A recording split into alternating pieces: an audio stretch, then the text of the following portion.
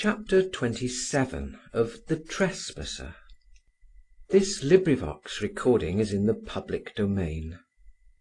Recording by Martin Geeson. The Trespasser by D. H. Lawrence. Chapter 27. He hurried down the platform, wincing at every stride from the memory of Helena's last look of mute, heavy yearning. He gripped his fists till they trembled. His thumbs were again closed under his fingers.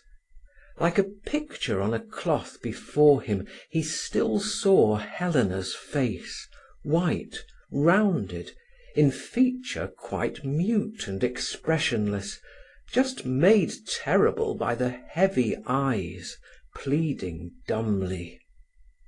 He thought of her, going on and on, still at the carriage window, looking out. All through the night, rushing west and west to the land of Isolde. Things began to haunt Siegmund like a delirium. He knew not where he was hurrying. Always in front of him, as on a cloth, was the face of Helena, while somewhere behind the cloth was Cornwall, a far-off lonely place where darkness came on intensely. Sometimes he saw a dim, small phantom in the darkness of Cornwall, very far off. Then the face of Helena, white, inanimate as a mask, with heavy eyes, came between again. He was almost startled to find himself at home, in the porch of his house.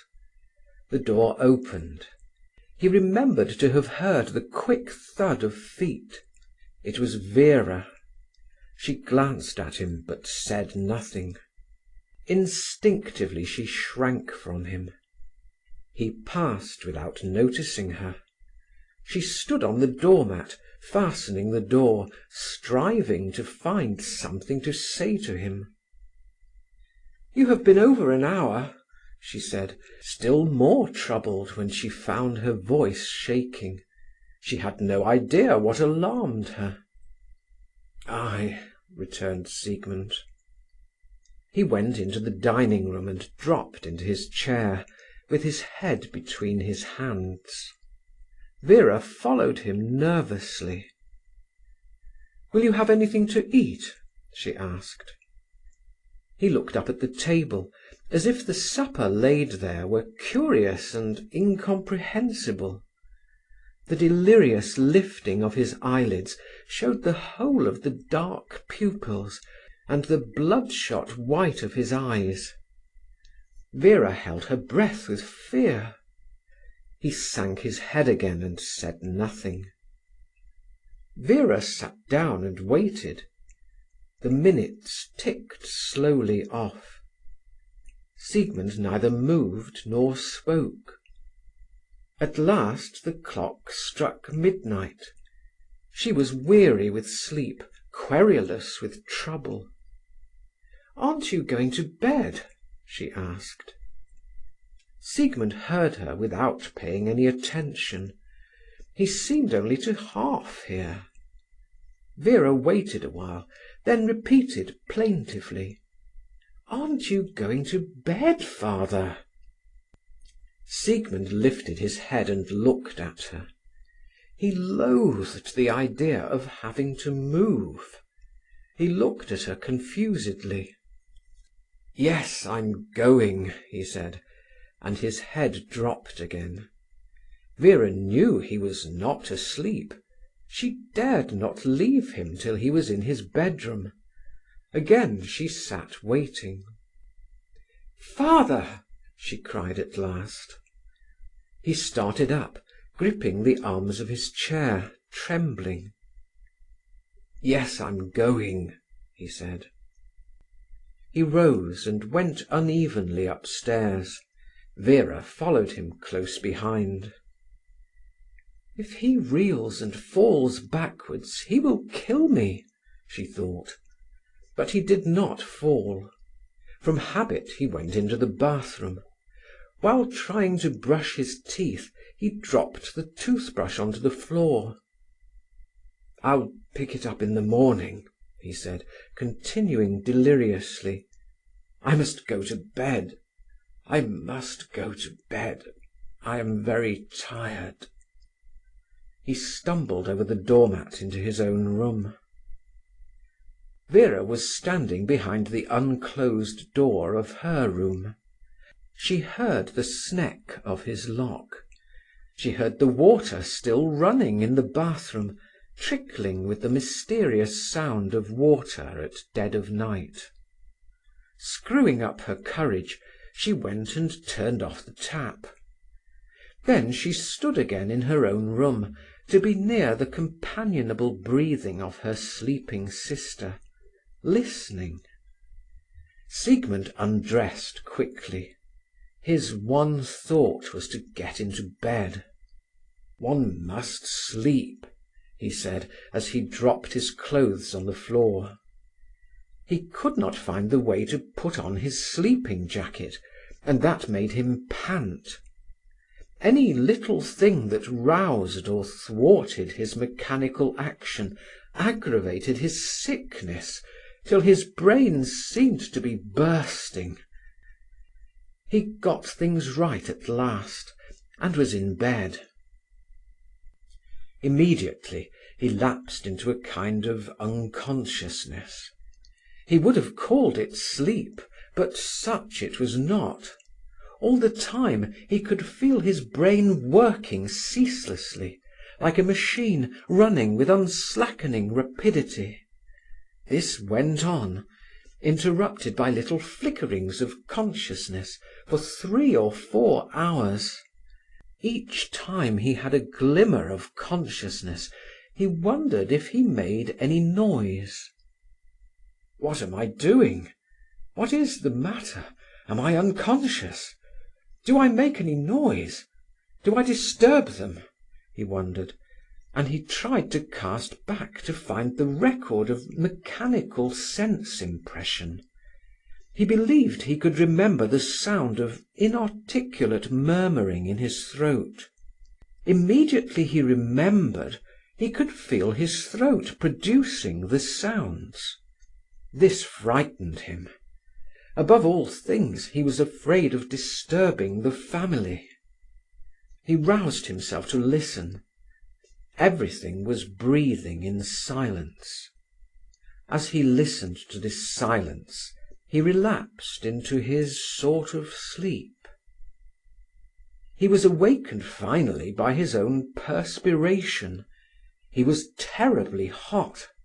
The pillows, the bedclothes, his hair, all seemed to be steaming with hot vapour, while his body was bathed in sweat.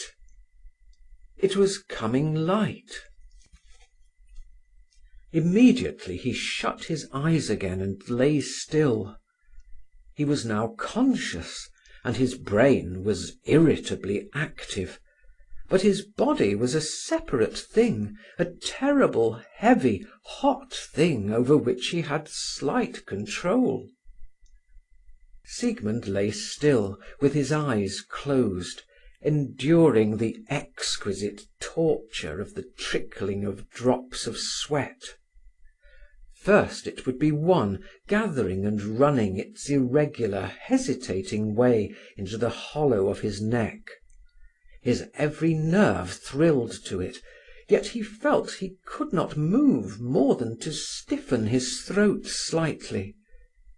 While yet the nerves in the track of this drop were quivering, raw with sensitiveness, another drop would start from off the side of his chest and trickle downwards among the little muscles of his side to drip onto the bed. It was like the running of a spider over his sensitive, moveless body. Why he did not wipe himself, he did not know. He lay still and endured this horrible tickling, which seemed to bite deep into him, rather than make the effort to move, which he loathed to do. The drops ran off his forehead down his temples. Those he did not mind, he was blunt there.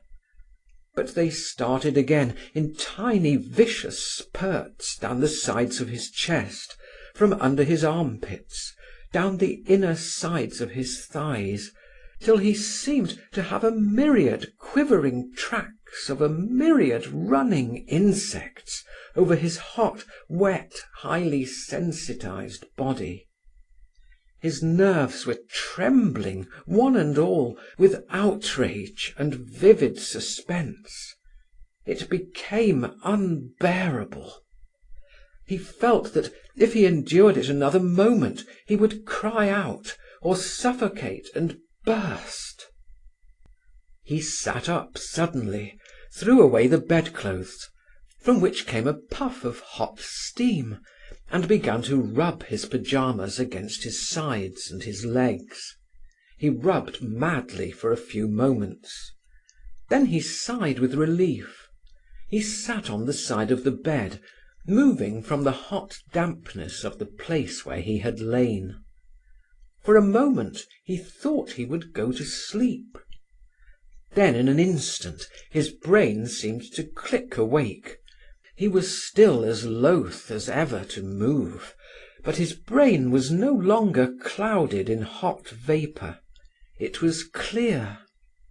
He sat bowing forward on the side of his bed, his sleeping jacket open, the dawn stealing into the room, the morning air entering fresh through the wide-flung window door.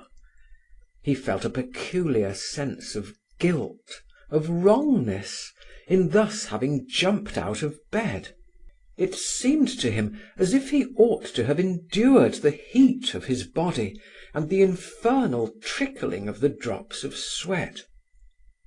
But at the thought of it, he moved his hands gratefully over his sides, which now were dry and soft and smooth, slightly chilled on the surface perhaps, for he felt a sudden tremor of shivering from the warm contact of his hands. Siegmund sat up straight. His body was reanimated. He felt the pillow and the groove where he had lain. It was quite wet and clammy. There was a scent of sweat on the bed, not really unpleasant, but he wanted something fresh and cool. Siegmund sat in the doorway that gave onto the small veranda. The air was beautifully cool. He felt his chest again to make sure it was not clammy. It was as smooth as silk. This pleased him very much. He looked out on the night again, and was startled. Somewhere the moon was shining duskily in a hidden quarter of sky, but straight in front of him, in the northwest, silent lightning was fluttering. He waited breathlessly to see if it were true. Then again the pale lightning jumped up into the dome of the fading night. It was like a white bird stirring restlessly on its nest. The night was drenching thinner, greyer. The lightning, like a bird that should have flown before the arm of day, moved on its nest in the boughs of darkness, raised itself, flickered its pale wings rapidly, then sank again, loath to fly. Siegmund watched it with wonder and delight. The day was pushing aside the boughs of darkness, hunting. The poor moon would be caught when the net was flung. Siegmund went out on the balcony to look at it. There it was, like a poor white mouse, a half-moon crouching on the mound of its course. It would run nimbly over to the western slope, then it would be caught in the net, and the sun would laugh like a great yellow cat as it stalked behind, playing with its prey, flashing out its bright paws. The moon, before making its last run, lay crouched, palpitating. The sun crept forth, laughing to itself as it saw its prey could not escape. The lightning, however, leaped low off the nest, like a bird decided to go, and flew away. Siegmund no longer saw it opening and shutting its wings in hesitation amid the disturbance of the dawn. Instead there came a flush, the white lightning gone, the brief pink butterflies of sunrise and sunset rose up from the mown fields of darkness and fluttered low in a cloud. Even in the west they flew in a narrow rosy swarm. They separated, thinned, rising higher. Some, flying up, became golden. Some flew rosy gold across the moon, the mouse moon, motionless with fear. Soon the pink butterflies had gone, leaving a scarlet stretch like a field of poppies in the fens. As a wind, the light of day blew in from the east, puff after puff, filling with whiteness the space which had been the night. Siegmund sat watching the last morning blowing in across the mown darkness, till the whole field of the world was exposed, till the moon was like a dead mouse which floats on water. When the few birds had called in the August morning, when the cocks had finished their crowing, when the minute sounds of the early day were astir, Siegmund shivered, disconsolate. He felt tired again, yet he knew he could not sleep. The bed was repulsive to him. He sat in his chair at the open door, moving uneasily. What should have been sleep was an ache and a restlessness. He turned and twisted in his chair. "Where is Helena?" he asked himself, and he looked out on the morning. Everything out of doors was unreal, like a show, like a peep show. Helena was an actress somewhere in the brightness of this view. He alone was out of the piece. He sighed petulantly, pressing back his shoulders as if they ached. His arms, too, ached with irritation, while his head seemed to be hissing with angry irritability. For a long time he sat with clenched teeth, merely holding himself in check. In his present state of irritability, everything that occurred to his mind stirred him with dislike or disgust. Helena, music, the pleasant company of friends, the sunshine of the country, each as it offered itself to his thoughts, was met by an angry contempt, was rejected scornfully. As nothing could please or distract him, the only thing that remained was to support the discord. He felt as if he were a limb out of joint from the body of life. There occurred to his imagination a disjointed finger, swollen and discoloured, racked with pains. The question was, how should he reset himself into joint? The body of life for him meant Beatrice, his children, Helena, the comic opera, his friends of the orchestra. How could he set himself again into joint with these? It was impossible. Towards his family, he would henceforward have to bear himself with humility. That was a cynicism. He would have to leave Helena, which he could not do. He would have to play strenuously, night after night, the music of the saucy little Switzer, which was absurd. In fine, it was all absurd and impossible. Very well then, that being so, what remained possible? Why, to depart. If thine hand offend thee, cut it off. He could cut himself off from life. It was plain and straightforward. But Beatrice, his young children, without him. He was bound by an agreement, which there was no discrediting, to provide for them. Very well, he must provide for them. And then what?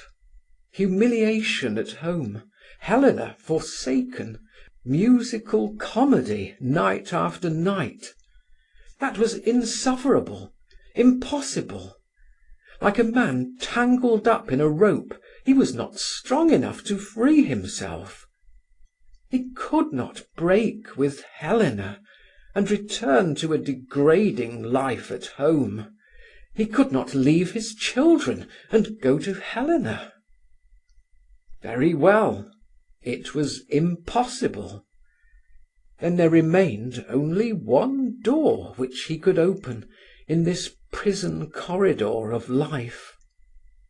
Siegmund looked round the room. He could get his razor, or he could hang himself. He had thought of the two ways before, yet now he was unprovided.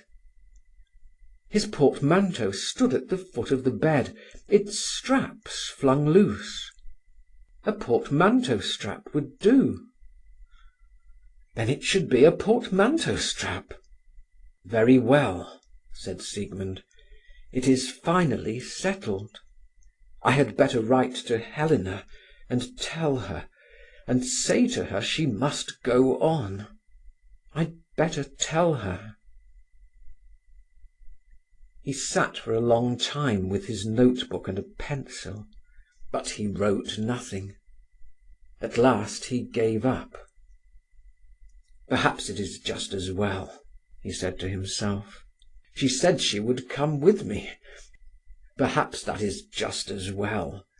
She will go to the sea. When she knows, the sea will take her. She must know. He took a card, bearing her name and her Cornwall address, from his pocket-book, and laid it on the dressing-table.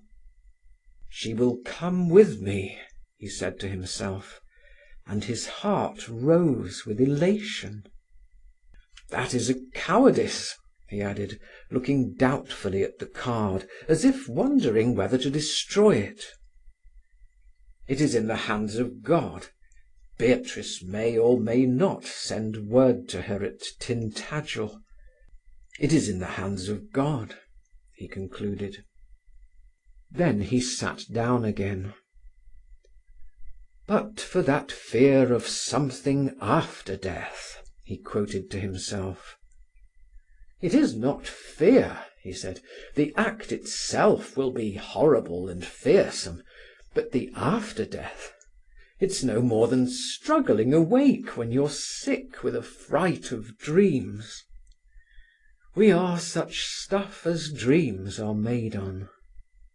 Siegmund sat thinking of the after death, which to him seemed so wonderfully comforting, full of rest and reassurance and renewal. He experienced no mystical ecstasies. He was sure of a wonderful kindness in death, a kindness which really reached right through life, though here he could not avail himself of it. Siegmund had always inwardly held faith that the heart of life beat kindly towards him. When he was cynical and sulky, he knew that in reality it was only a waywardness of his. The heart of life is implacable in its kindness. It may not be moved to fluttering of pity. It swings on uninterrupted by cries of anguish or of hate. Siegmund was thankful for this unfaltering sternness of life. There was no futile hesitation between doom and pity. Therefore he could submit and have faith. If each man by his crying could swerve the slow, sheer universe, what a doom of guilt he might gain! If life could swerve from its orbit for pity, what terror of vacillation, and who would wish to bear the responsibility of the deflection? Siegmund thanked God that life was pitiless, strong enough to take his treasures out of his hands and to thrust him out of the room. Otherwise, how could he go with any faith to death? Otherwise, he would have felt the helpless disillusion of a youth who finds his infallible parents weaker than himself. "I know the heart of life is kind," said Siegmund, "because I feel it. Otherwise I would live in defiance. But life is greater than me or anybody. We suffer, and we don't know why, often. Life doesn't explain. But I can keep faith in it, as a dog has faith in his master. After all, life is as kind to me as I am to my dog. I have proportionately as much zest, and my purpose towards my dog is good. I need not despair of life." It occurred to Siegmund that he was meriting the old jibe of the atheists. He was shirking the responsibility of himself, turning it over to an imaginary God. "Well," he said, "I can't help it. I do not feel altogether self-responsible." The morning had waxed during these investigations. Siegmund had been vaguely aware of the rousing of the house. He was finally startled into a consciousness of the immediate present by the calling of Vera at his door. "There are 2 letters for you, father." He looked about him in bewilderment. The hours had passed in a trance, and he had no idea of his time and place. "Oh, all right," he said, too much dazed to know what it meant. He heard his daughter going downstairs. Then swiftly returned over him the throbbing ache of his head and his arms, the discordant jarring of his body. What made her bring me the letters? He asked himself. It was a very unusual attention. His heart replied, very sullen and shameful. She wanted to know. She wanted to make sure I was all right. Siegmund forgot all his speculations on a divine benevolence. The discord of his immediate situation overcame every harmony. He did not fetch in the letters. "Is it so late?" he said. "Is there no more time for me?" He went to look at his watch. It was 9:15. As he walked across the room, he trembled, and a sickness made his bones feel rotten. He sat down on the bed. "What am I going to do?" he asked himself. By this time he was shuddering rapidly. A peculiar feeling, as if his belly were turned into nothingness, made him want to press his fists into his abdomen. He remained shuddering drunkenly, like a drunken man who is sick, incapable of thought or action. A second knock came at the door. He started with a jolt. "Here is your shaving water," said Beatrice in cold tones. "It's 9:30. "All right," said Siegmund, rising from the bed, bewildered. "And what time shall you expect dinner?" asked Beatrice. She was still contemptuous. "Any time. I'm not going out," he answered. He was surprised to hear the ordinary cool tone of his own voice, for he was shuddering uncontrollably and was almost sobbing. In a shaking, bewildered, disordered condition, he set about fulfilling his purpose. He was hardly conscious of anything he did. Try as he would, he could not keep his hand steady in the violent spasms of shuddering, nor could he call his mind to think. He was one shuddering turmoil. Yet he performed his purpose methodically and exactly.